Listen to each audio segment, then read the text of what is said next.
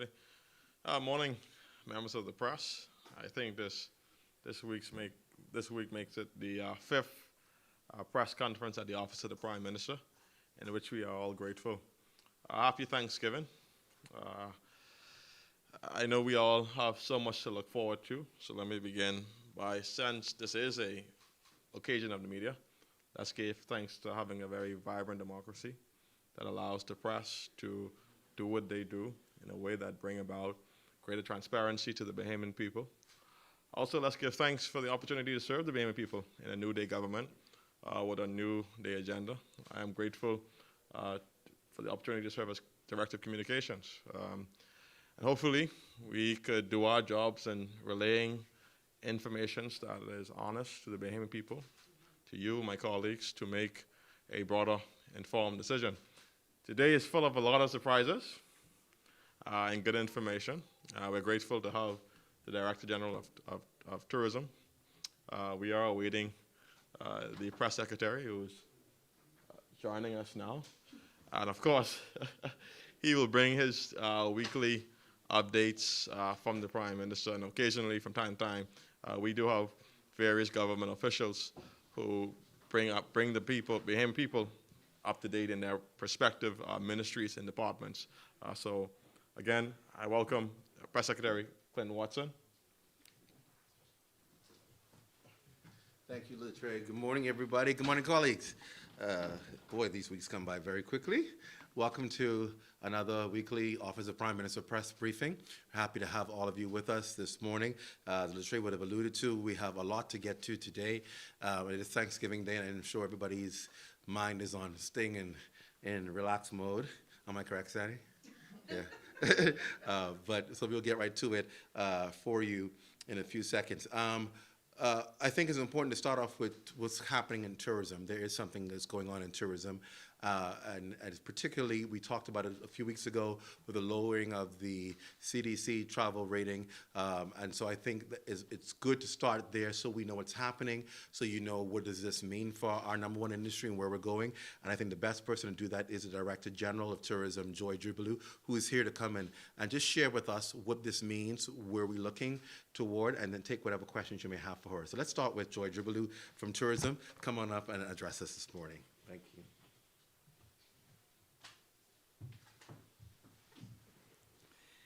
Good morning, everyone. It's a pleasure to be here, and I want to add just my thoughts or my best wishes for a happy Thanksgiving to those that were made by Mr. Ramming. It is indeed a great opportunity for us to say thanks, and certainly the Ministry of Tourism, Investments and Aviation. We are so grateful to be in the position that we're in this year as compared to 2020. So I've been asked to comment on where we are generally with tourism, and certainly to speak to the level 3 rating from CDC. For a very long time we were at level 4, and in recent weeks we know an announcement was made that we're now level 3. And of course that will have an impact on us. And just so you know that the lower the level, the higher the rating and the standard. So great news indeed. But on a tourism front, yesterday was a great day for us as we continue what has been an excellent period for tourism, for the rebound and the recovery of tourism. I was privileged to have come in on the official Virgin inaugural flight. Many people saw the flight come in Saturday of last week and wondered why there was no ceremony. Well, that was in respect to Virgin Atlantic, who really wanted that flight just to come in quietly. They were testing out their own processes, procedures, protocols, but it was always intended that the official inaugural would have taken place on the 24th, which was yesterday. I was even more happy boarding the flight to find out that over 120 of the 230 passengers on board were all coming off in Nassau. I mean, for a new flight, new airline coming in, that was tremendous news. And if you're wondering why all of the passengers didn't come off, that flight is tagged And for those who are not sure what that means that it goes on to Montego Bay. So it comes to Nassau as a direct flight, goes on to Montego Bay, returns to Nassau, collects passengers. So to all intents and purposes for the Bahamas, it is a direct flight. With the introduction of Virgin into the Bahamian tourism airlift space, that now means that there are 8 flights a week coming from the United Kingdom, 6 on British Airways, and we want to continue to say thank you to British Airways. They've stood with us throughout this period, ramped up airlift, and of course they only ramp it up because the demand is there. And so I'm just so thankful again that we are seeing that demand. Virgin is already saying that they are pacing ahead of their projections for the first 6 months of their new flight. And obviously, to use an expression that I hope is well known, the proof is in the pudding with British Airways, who started with 2 flights in July.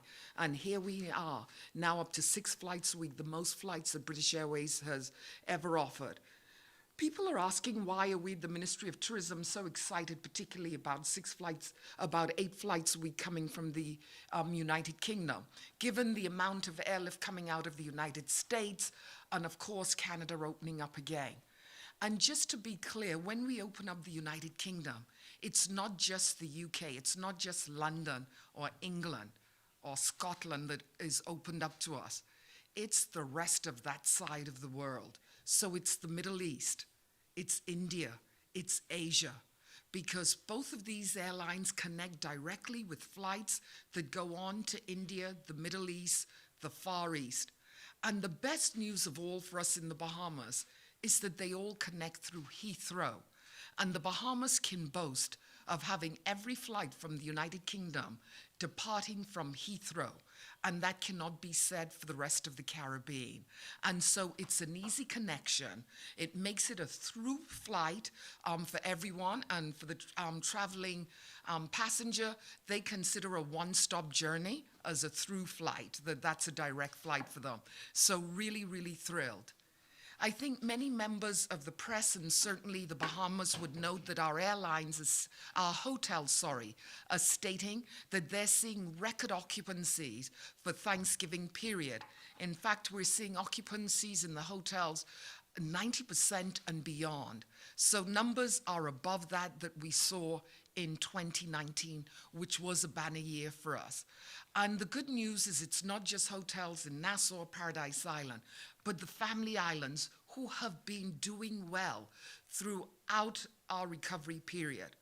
And this confirms the position that the Bahamas is ahead in terms of its recovery when we look at where the world is globally.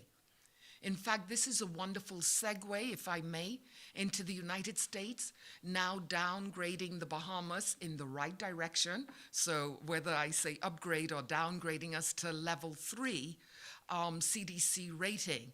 So as I said, many of us knew we were level 4, which meant that the CDC rated the Bahamas a very high-risk territory for travel here. I should state, and I don't mean to say this flippantly, if you were to look at all the other countries in the world that are still at a level 4 rating, you will note that just about all of the major tourism centers in the world, including in the Caribbean, were level 4. And so I think for the traveling public in the United States, they looked at this. They knew that they wanted to travel, and they looked at protocols that were in place to say, I am going to travel, notwithstanding that there is COVID. However, I want to see what measures the country has put in place to protect me. And the Bahamas was deemed to have excellent protocols in place. To this end, we realized that people were still traveling to the Bahamas. Visitors were still coming, and we were seeing the rebound. That started from the summer months and has continued. So notwithstanding a level 4 rating. But it did have an impact on the business of tourism in its totality. And what do I mean by that? If we look at our major resort properties, Atlantis, Baha Mar, a lot of their business is predicated upon group business. They have large conference facilities, meeting rooms, meeting spaces, and that's really where a great deal of their business comes from. I want to say that's the cream of the business for them. With a level 4 rating, many companies had put in place a measure that said that their companies would not travel to jurisdiction where the CDC had a level 4 rating. And so this was having an impact on our groups, our conferences, our ability to host the major events. So Battle for Atlantis, the Hoops event that they're having there, that's attracting huge numbers of visitors. Those events were really under question marks with the level 4 rating. But with a level 3 rating, all of a sudden, that means that every manner of business can now return to the jurisdiction. And we're seeing it immediately. I think the hotels will tell you that the level of interest in the Bahamas as a destination has been tremendous, and so they are going to benefit. If I may take this opportunity just to say, it's incumbent upon each and every one of us to ensure that we keep this level 3 rating. And that means doing the right thing, wearing our masks, heightened levels of sanitization, social distancing, all the things that I know we riled against and we were upset against about doing, and really sort of having the restrictions imposed upon us. But that's what's gotten the Bahamas to where it is, a leader once again in the tourism space. And that's what's allowed us to open up in our entirety. And so really, if I can beseech everyone, Thanksgiving, Christmas coming up, we're all tired. I'm the first to hold my hand up. But if collectively, together, we do what we need to do, it means that not only does the straw market remain open, but all those other few areas that remain closed that they can too, and people can continue working. And at the end of the day, that's what it's all about. That's why we do what we do, get people back to work in our number one industry. I'm prepared to pause and take questions. Question, Desmond Saunders from ZNS News. I like the fact that our economy is on a rebound and visitor arrivals are in the right direction. My question to you, how are we managing this big tide, this high tide, as you were, we're still in a pandemic? Have you worked on any partnerships with the Ministry of Health? Great question, and I think it's one that's so important. The Ministry of Tourism, Investments and Aviation, we've never wanted to, we've not been able to, and I don't think we will ever look to work in isolation. So everything that we have done from the very beginning has actually been in partnership with the Ministry of Health. And while the Ministry of Tourism has oversight of the travel health visa, we know that that was a requirement in July of last year when we looked at reopening of the country, that the Ministry of Health had some criteria in place saying that if you are going to open up the country in the midst of a pandemic, certain things need to be in place. We need information if we need to contact trace. We need to know people's COVID status. We need to know that they're vaccinated. So they told us what they wanted and left us to go and figure it out. But it was that partnership, it was that communication between all of us, and we continue to do it. The protocols for return of cruising to the Bahamas, we could not have done it had the Ministry of Tourism, Ministry of Health gone through documents after documents of protocols that the cruise line submitted and determined what was acceptable for the Bahamas and what wasn't. And so a lot of the success that we're seeing is attributed to the work that they've also been doing hand in hand with us. Many potential tourists would no doubt be attracted to the declining COVID-19 numbers here in the Bahamas. But we now see that in the United States and in Europe, they appear to be at in the early stages of a fourth wave. How is the COVID-19 situation in those countries impacting projections for the first, second quarter in the Bahamas? So as we look at projections, as I stand now, for the first and second quarter of 2022, our projections are trending very, very well. You know, and sometimes I look at the projections, I don't just look at them in the context of the Bahamas, which is, of course, my primary interest. I then say, how are we comparing to the region and how are we comparing globally?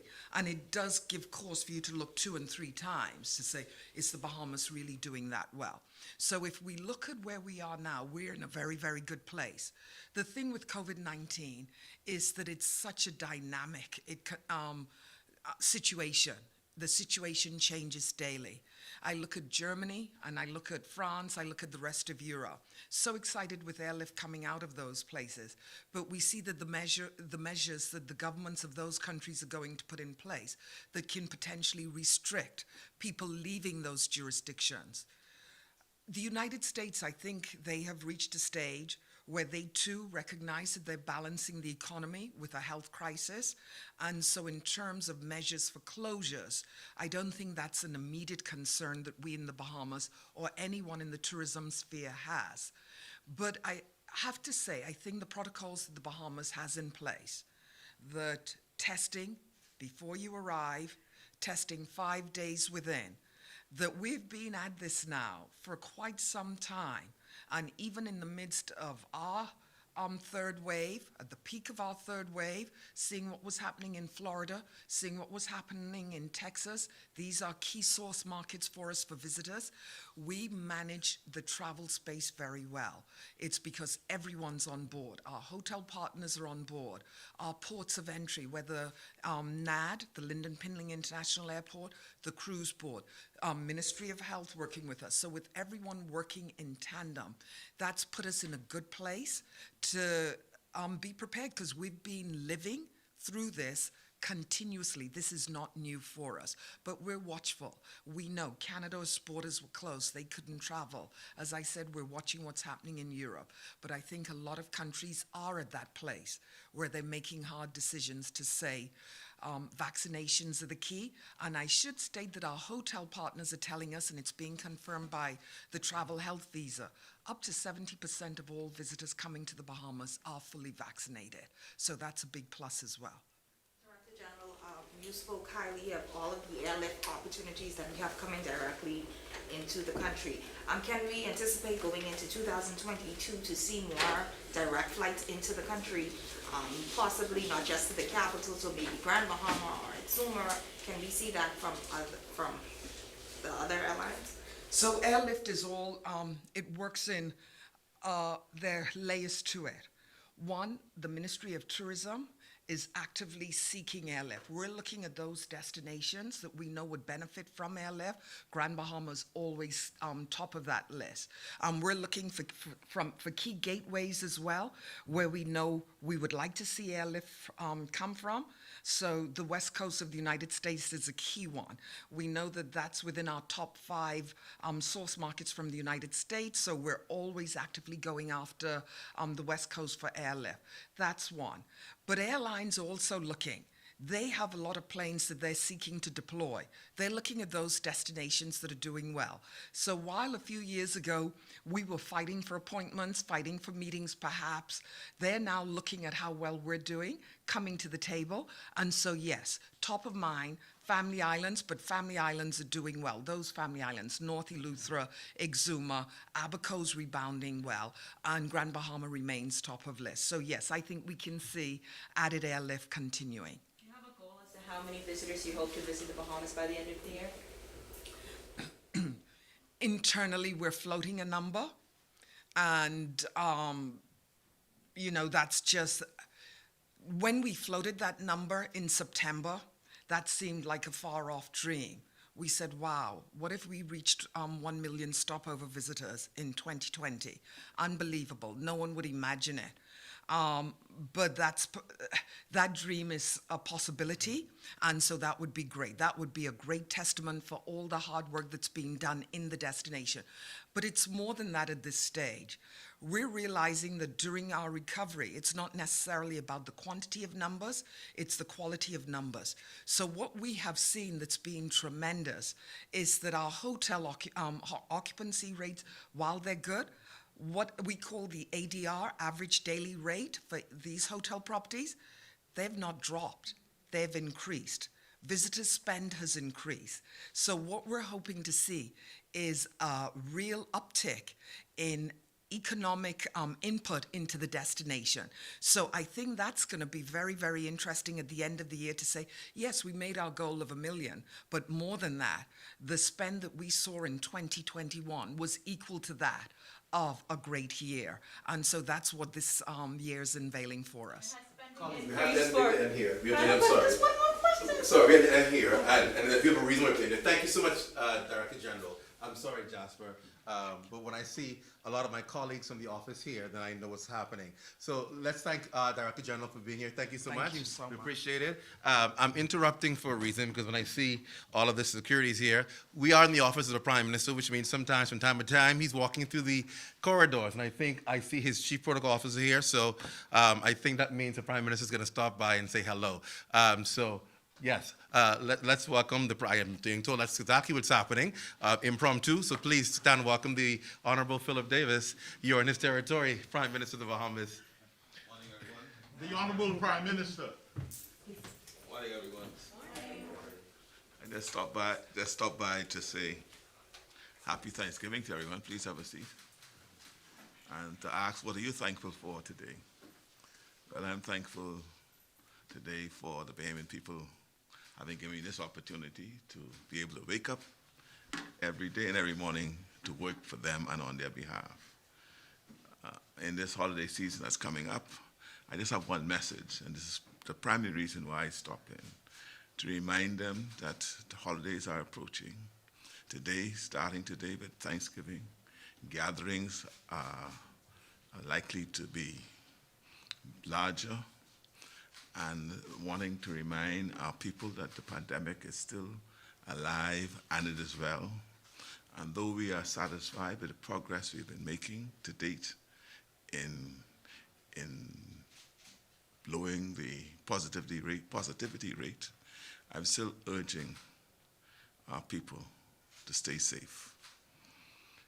Where possible, avoid large gatherings. Continue to wear your masks, particularly if you are indoors in close quarters. And if possible, if you're going to have gatherings, kindly have them on the outside. The weather is great and fine. We have beautiful weather. Gatherings are encouraged to be held outdoors. And when you are indoors, please, if you can, ensure that the place in which you are indoors is properly ventilated. I also urge that you be vaccinated. It's not mandatory, but we have an abundance now of vaccinations, and I encourage each and every one of you and those under the sound of my voice, and I invite you as the media to continue to encourage our people to get vaccinated. It is, no doubt, the safest bet and the safest tool to avoid getting sicker if you contract the virus, and minimize the risk of you dying if you catch the virus. And so with that, happy Thanksgiving. I wish to again thank the Bahamian people on this day, on this Thanksgiving Day, thanking them for giving me this privilege to work every day on their behalf to ensure that the day that they encounter every day is a new day. Thank you very much. Thank you, Prime Minister. Thank you, sir. Thank you. Thank you very much. You'll do well. Thank you, Prime Minister, running into a very important meeting. I'm happy you stopped by the press room. Thank you, Director General, as well, for stopping by. We got a couple of more announcements from Prime Minister that I want to get to this morning so that we're able to move along swiftly, because I want you guys to be able to get out and enjoy Thanksgiving a little earlier today. Is that all right? Okay, everything. Yeah. Okay, so obviously you would have seen Prime Minister meeting with labor leaders earlier this week, the Commonwealth Bahamas Trade Union Congress. He met with those that umbrella union and those unions. And it's a new day in labor relations, according to Prime Minister Davis, as he met with the Bahamas Trade Union Congress, in keeping with his intention to partner with Bahamians to create a stronger, more inclusive economy. Prime Minister Davis, as we met with them earlier this week, he says the backbone of all economies are the workers, and he's standing by that as he addressed the room filled with various trade unions from at the BCPOU Hall. Prime Minister said he and his government, they're committed to partnering with stakeholders to advance the concern of workers across the country. He said his government would remain accessible and maintain an open dialogue with all workers.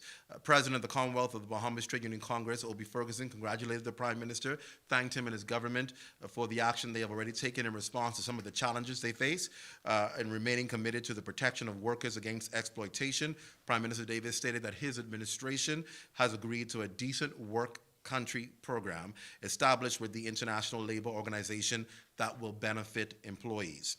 And in keeping with the Davis administration's blueprint for change, which seeks to empower Bahamians, Prime Minister Davis called for economic patriotism and expressed his support for encouraging workers who seek to become employers themselves. He advised that a new policy would also allow union members to become justices of the peace in order to enable them to provide more effective and comprehensive services to their members. So you'll see more of that happening where Prime Minister meets with umbrella unions, trade unions, as the Davis administration, Davis Cooper administration is really focused on ensuring good labor relations with the workers of this country, who are the bedrock and the backbone of our economy. I know many of you have been asking about boards. Boards are complete. The exercise is slowing up because of the contacting of people. I know many of you have been calling me, asking me, when are we going to see these boards? When are we going to see it gazetted and all of that? Well, the challenge is the boards have been appointed.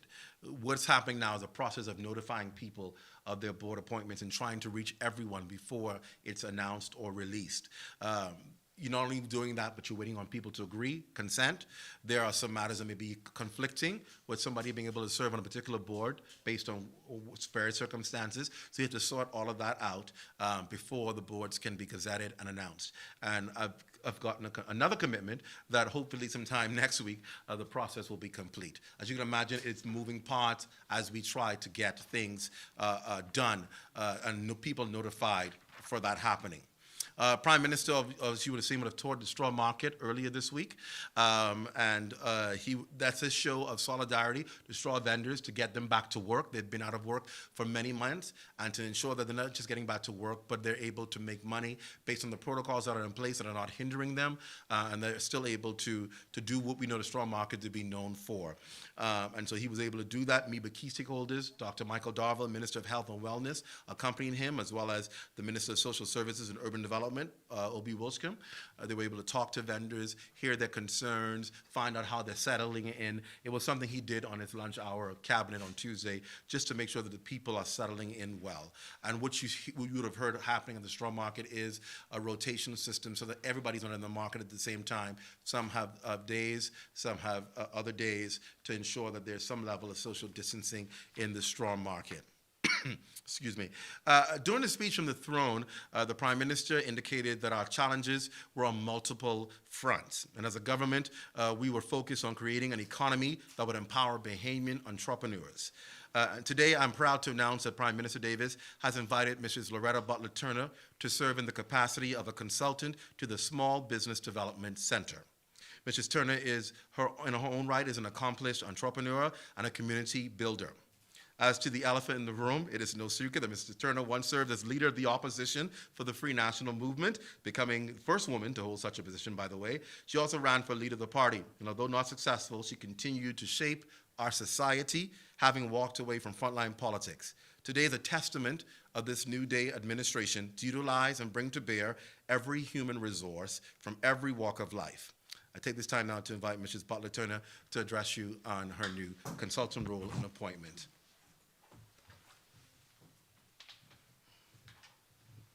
Thank you very much, Clint. Good morning, press. It is indeed a privilege and an honor for me to have accepted this position that the Prime Minister has invited me to undertake. For those of you who know that I'm no longer in frontline politics, it is a decision after not prevailing in the previous election, that I did not want to re-enter frontline politics, and I thought that I can still make a difference in our country by helping to build lives and persons from an entrepreneurial standpoint.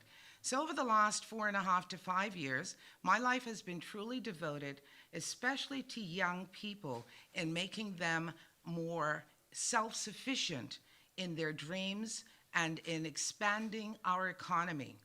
I was delighted to be invited to this particular position because I believe that small businesses, micro businesses, and self-employment is truly a part of what we need in the Bahamas when we talk about inclusion. So today, it is a great privilege and an honor for me to take on this challenge. I am so proud of the fact that, you know, people would say most prime ministers choose people who are party supporters, who are persons within their advisory. I'm so glad that as a Bahamian, as a nationalist, that the Prime Minister saw what I was doing, appreciated it, saw that I can probably be a very good fit for the dreams of the PLP, the New Day government, in expanding our economy. Most importantly, for entrepreneurship, he knows that I have a very strong passion for women.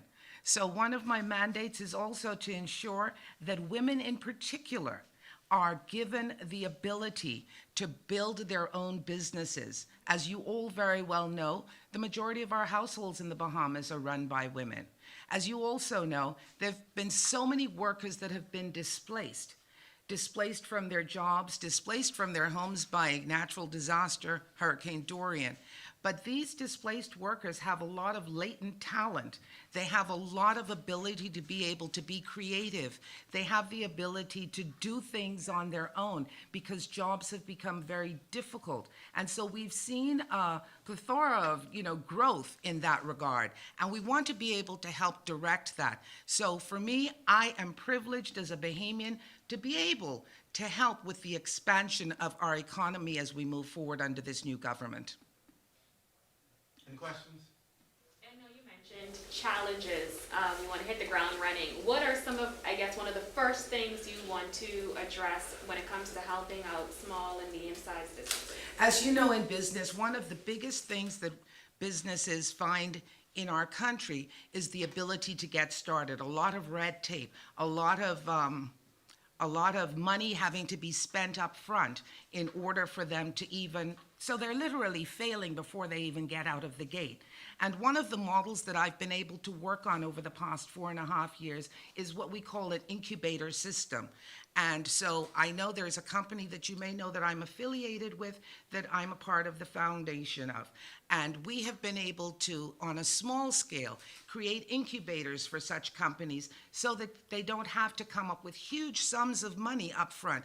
How are you going to come up with huge sums of money when you're just getting started? Obviously, we're going to be working very closely with those key stakeholders in government to ensure that we can perhaps cut down on a lot of the red tape that businesses go through. And of course, helping with financial assistance. As you know, one of the small business development companies, their mandate is to ensure that there is investment funds for these businesses. And so we're going to make that a lot more accessible. You know, the banking system is a very difficult one to maneuver. And so I'm very, very excited that we're going to be able to not just give grants and give loans, but we're going to be able to mentor these people to make sure that they become successful. Small businesses are truly the engines of the local economy. Why is it so important to expand small businesses given the pandemic and all we've seen in the last year and a half? I think a great example is what you saw at the straw market this week. To be able to see people get back to work. They're also small business persons. Those persons hadn't had a place to do their business for the past 2 years.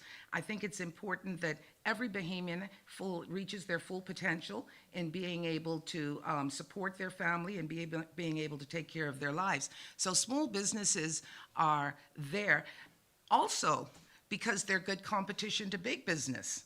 And, small businesses can sometimes be very agile, a lot more agile than big businesses, which in modern terminology, they call them disruptors. And what they do is they create greater efficiency even in the larger economies. So there's a role for small businesses, not just for them to gain money, but also for them to make our entire country probably more efficient and more competitive. Well, while there's no doubt that it's possible to do this job as a non-partisan, does this in any way signify a shift in your political preference towards the PLP? I have got to tell you very clearly that as an independent candidate in the last election I participated in, obviously you know I would no longer have been aligned with the FNM, and I've had 4.5 to 5 years to look at what the previous party I had been a part of had done. I truly loved, this is no secret, I loved the PLP's blueprint for a new day. And I believe that if I can help to make that a reality, then yes, there's definitely that shift that you'd like to know about.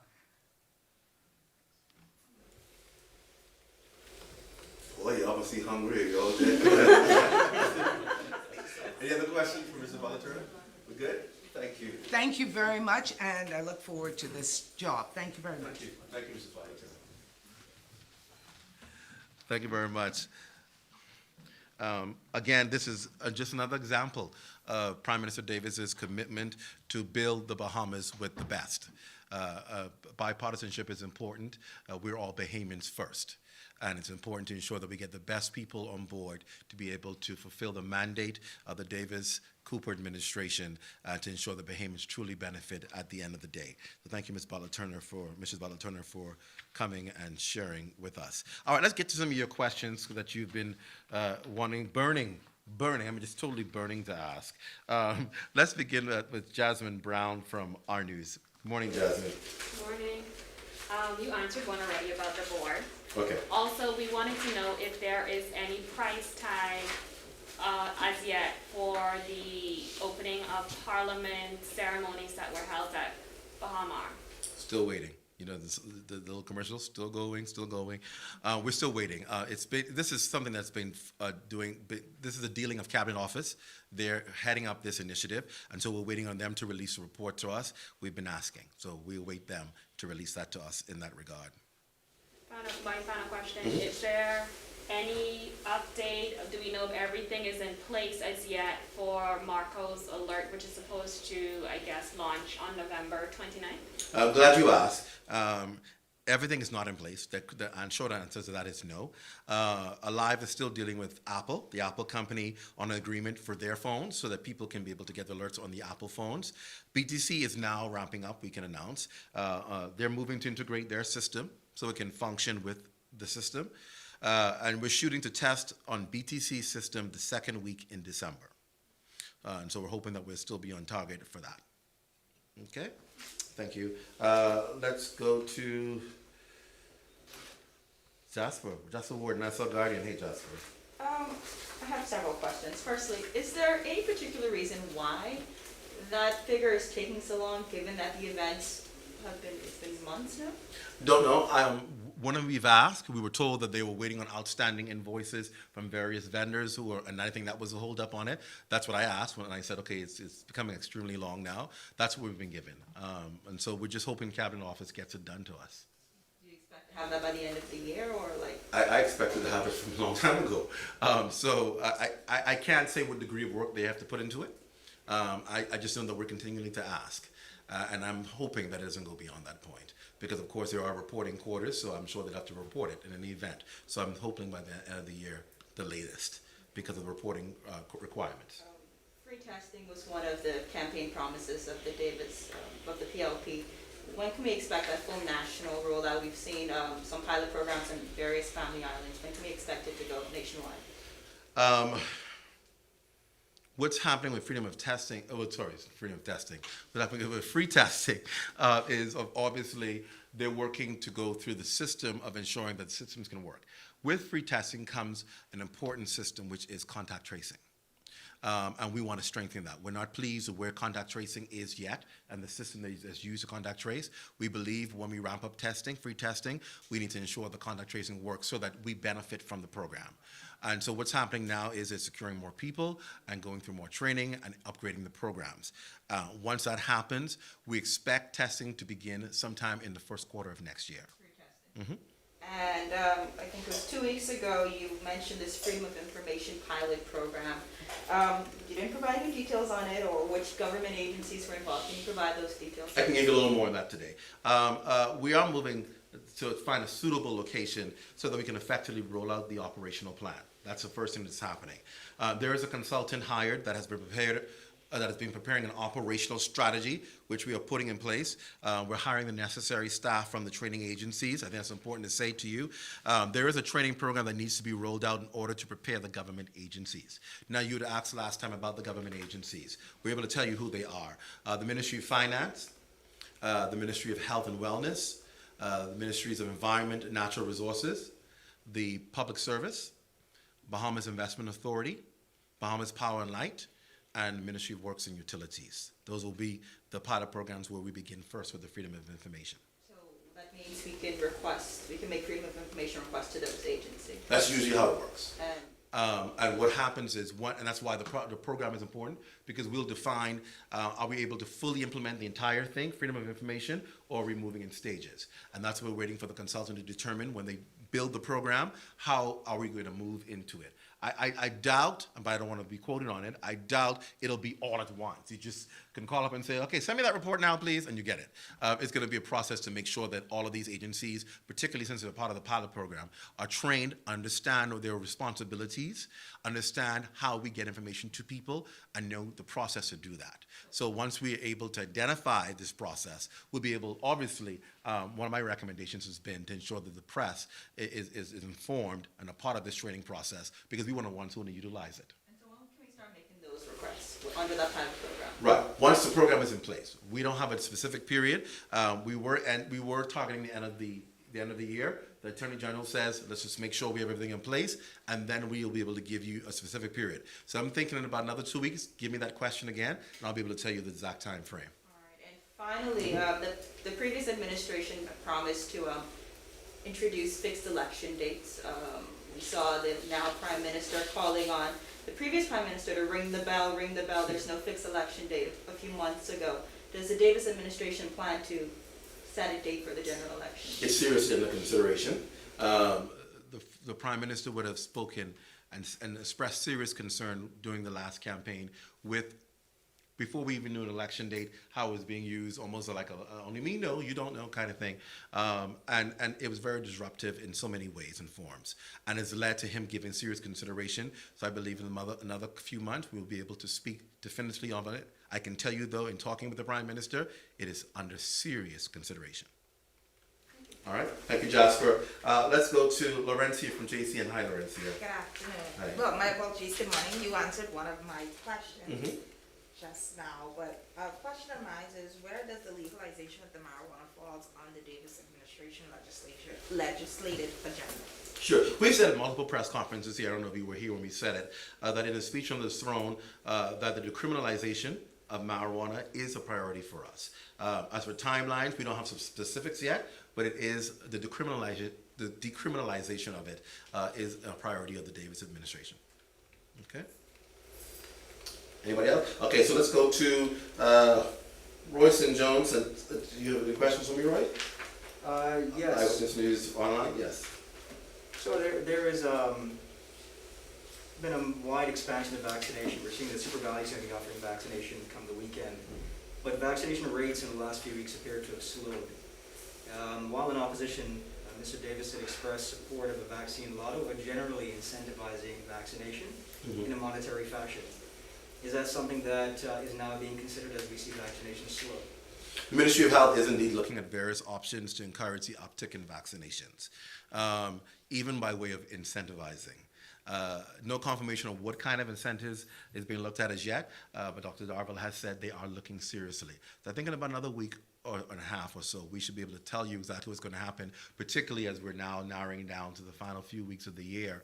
But he has said that they're looking at several ways to incentivize people, particularly with a surplus of vaccines. We don't want them to go bad. We don't want them to expire. And that's why we're encouraging people to go out and vaccinate. But we are looking a step further at how do we get people to a little nudge or encouragement. We understand our people.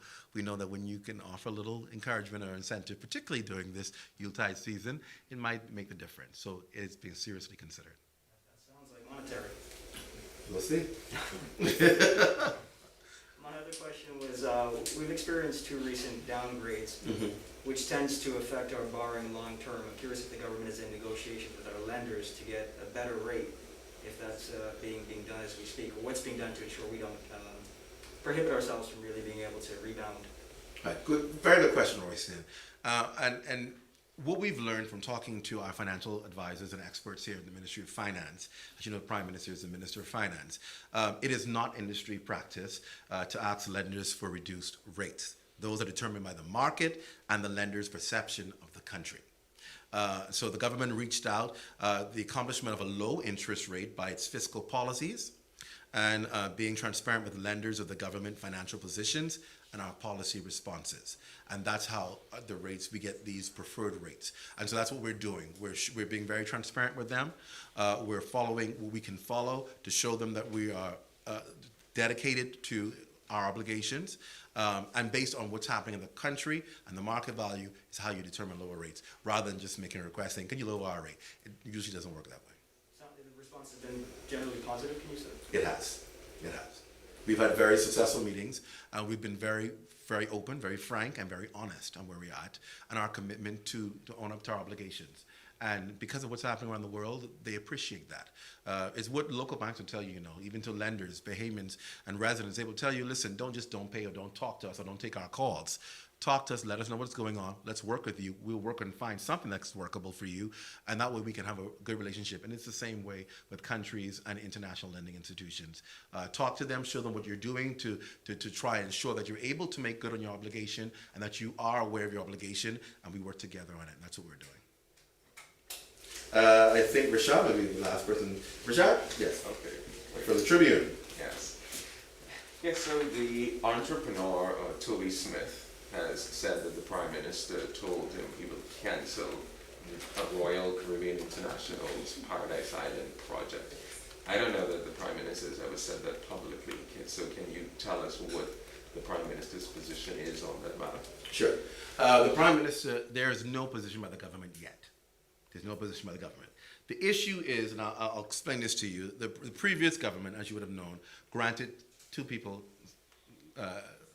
a grant for same land, a lease for same land. Toby Smith, as you mentioned, and of course Royal Caribbean. Now, we know you can't grant the same person, you can't grant 2 different people the same plot of land.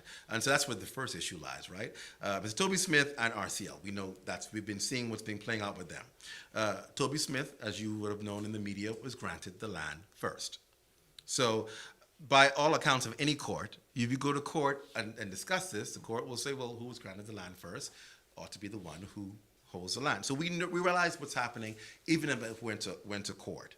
Here are the facts I think we have to understand, because we've been talking to both parties on this matter. Position has always been known by the Prime Minister, and that is Bahamians first. That has not changed. It will not change. The agenda of Bahamians always comes first. What we're trying to do, though, because of the nature of the situation, is find an amicable agreement for both parties, for all to be satisfied in this, and most importantly, not just for both sides, but for the Bahamian people. Bear in mind, this is a Prime Minister and an administration that thinks about the Bahamian people in every decision. So while you're dealing with parties on both sides, at the end of the day, it has to be what benefits the Bahamian people in the long run. And that's what's happening. We're working through a solution. Prime Minister says he believes he has a solution. And he's going to discuss that soon with both sides, and we await to see their response on that. But he believes he has something that will benefit both sides, but at the end of the day, will also benefit the people. Now, Royal Caribbean does own land. We know that, some 13 acres, and then the 7 acres that they were seeking to lease from the government. What you ought to also understand is we're not going to do any ad hoc crazy deal. right? We would have seen the stories in your paper about these leases that go on for years and so forth. That's not going to be what the outcome is for the Bahamian people, for this administration. So it's all being reviewed. We believe we have a plan and a solution. We're going to talk to both sides. There is no wrap-up of a deal yet. There is no concretizing of a deal yet for both sides. We're going to talk to both sides and be able to come up with a solution on this. But the Prime Minister's position is it has to be to benefit the Bahamian people. That comes absolutely first. Okay? Just to go quickly back to the free testing question.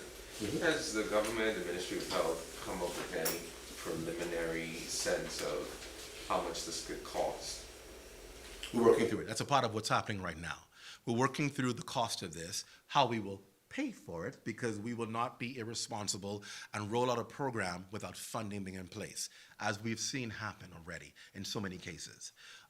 Once we'd have identified the cost, we will identify how the cost will be funded, and then you will have the details on that, because we will do it in a fiscal prudent manner to ensure that not only maybe people will benefit, but we are good stewards of the people's money. All right. Any other questions? If not, yes, Roy, of course you have one more. Yes. Always. I'm curious if, is there a date in mind, we've been discussing this for a while, but is there a consideration, a date in mind for when the Pfizer vaccine might be available for children, ages 5 through 11, returning to school? The CDC is doing something, the US is considering doing so, Canada is considering doing so as well, and they're getting approval for 5 to 11 very shortly. Are we doing the same? We're looking into it. We believe it's important to have the option for Bahamians should they want to go that way. The challenge we're having, and Dr. Darville will tell you this, is sourcing it, right? There are so many countries around the world who are trying to do the same thing. And of course, larger countries always seem to be the priority countries. We're trying to find a way that we can source this so that we can get it here as soon as possible so that the option is available for Bahamians and their children as well. I mean, we have a surplus of Pfizer at the moment that we're rolling out for people with comorbidities or immunocompromised people. So cannot a portion of those existing supplies be going towards a 5 to 11 maybe as well? So I thought so too, until I found out that the makeup of the Pfizer vaccine for children is the dosage is much less than what it is for adults. It's a different formula, and so that would be detrimental to give the kids the formula for the adults. So you have to have the actual Pfizer vaccine that's for kids. Yeah. All right. That's all, I think that's all about question and answers today. And now to the segment that y'all have come to love so much. Did y'all show up before? Y'all sitting like little good young people just sitting here like we're waiting on it. We do have in our highlight today, our highlight on Bahamian food businesses. We're highlighting 2 businesses today. I'm very proud of that. The first business we're highlighting, because you're going to get food and drink today. Yeah, wonderful. We're going to talk to Joey's on the Fry is the name of his business. His name is Dario Williams, and he has a business on the fish fry called Joey's on the Fry. I'm going to invite Dario to come on up, Dario, and tell us a little bit about Joey on the Fry and what our wonderful press are going to be treated to today. Come on up, Dario, and welcome. Good day, everybody. My name is Dario Williams. I'm the proprietor of Joey's Seafood Restaurant and Lounge in Arawaki, located on the western end of Arawaki. I'm here today to introduce some of our specialty items. The seafood potato. It's made with lobster, conch, and shrimp, mixed veg. We also have some of the best conky conch fritters on the island, what we call is a chunk of conch in every bite. Right. And then we also have our Bahamian fishes, grouper, snapper. We have some samples in the back. You haven't tried Arawaki fish fry unless you tried it Joey's style. Okay, so thank you. How can they reach out? Tell them where you're located. Okay, we're located on the western end. That's opposite the western, north of the western bathroom. We have a phone contact, 677-5201, or you could reach us by text, 429-2999. All right, Thanks. thank you, Dario. And then, of course, you want to wash that great Bahamian treat down with something that's Bahamian and strong. And listen, I've had these teas before myself, and I'm hooked on it. It's Angie's Teas, and the proprietor of Angie's Teas is Miss Angela Stewart McKinsey. She's coming to tell us a little bit about Angie's Teas. Good morning, everyone, and happy Thanksgiving. As Mr. Watson said, my name is Angela Stewart McKinsey, owner and proprietor of Angie's Delightful Teas. That's Angie's with a J. We are a new iced tea business. They're all natural. Some of our staples are fever grass with ginger, lemon and ginger, passion fruit, star fruit. We do have some samples for you here today. Our Facebook handle, Angie's with a J, Delightful Teas, and Instagram also. Oh, I'm getting... Instagram, Angie's Delightful Teas. We have, like I said, free samples out front where you can try it, okay? And all our stuff are all natural. They're locally grown, locally made by me. We have a little farm at home, and we do our stuff. Okay, so wash it down with some good old And you Angie's tell Delightful them Teas. your flavors and what those flavors are good for. Oh, sorry. We have the fever grass. A lot of Bahamians suffer from acid reflux, fever grass with ginger, and that helps with the acid reflux, with the GERD and the burning and the belching and all that stuff. Yeah, we go through that, and so we have that. We have stuff for high blood diabetes. We have stuff that cleanses. If you want to start that journey of cleansing and getting rid of toxins and stuff, we have stuff that helps you to move those stuff along. Okay? All right, thank you so much, Angie. And our phone contact, 426-3003, and we want for you to rediscover nature's way of drinking herbal teas. All right. Thank you. So let's go on now. Those of you watching and support our Bahamian local businesses, food businesses, there are enough of them out there that you can support them, and we're certainly doing our part to highlight them. And of course, a very happy Thanksgiving to members of the press and all of you who have come. And I won't hold you any longer. Sandy's already picking up her bag to go to the back. And so thank you so much for another press briefing. We're here. If you need to reach out to us, please feel free to do so. Have a great day, everyone. Happy Thanksgiving.